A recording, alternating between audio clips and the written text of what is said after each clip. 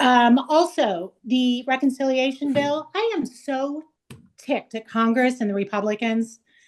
Between the Tom Tillis and the Tom Masseys and the Lawlers, and I like Lawler, but I heard a report last week that New York State, the governor has a slush fund of what, $10 million to help um, the Letitia James, the people who are getting in trouble by law. Yeah. I want my money back. I do not want the cap to be raised if they're going to spend money to defend. And it's my impression from the reporting that this slush fund to be used by government employees or government officials can be used for anything, even if it's private. Which Letitia James is. That's private. This was mortgage. Yes, it was her private thing. Yes, I want my money back. I don't want SALT raised. How can he justify he's going to bat for SALT? Yeah. When you have this kind of crap.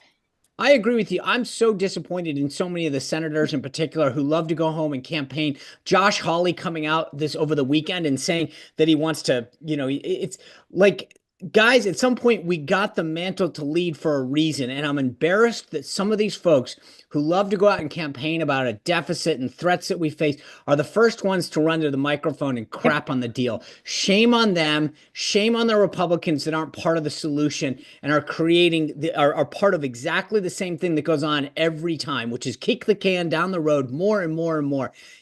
So again, thank you for doing that. And on the last thing, I don't necessarily agree with you on the SALT issue, meaning it's a federal tax deduction, so that should be decided on its merits. But I agree with you that this idea that Letitia James is being investigated for personally lying, claiming that her home of record was here in Virginia while she was Attorney General of New York, doesn't seem to play very well. And the idea that there's a potential that the taxpayers of New York will end up paying for her personal case, I hope whether it's Lee Stefanik or Mike Lawler, that becomes the central theme of their campaign. How arrogant and how elitist of Letitia James and Kathy Hochul to say that this is appropriate. Dan. I'll be quick. I think in New York, I would not be surprised if that deal was cut to try to get the backing from certain constituencies for Governor Hochul in a primary. I think aligning herself with Letitia James in a primary probably might, she thinks, serve her purpose. They say that something that's easy is like a walk in the park. Well, easier than a walk in the park, hit the subscribe button, be part of the two-way community, never miss an episode, be part of our conversations. Thank you for your service to America.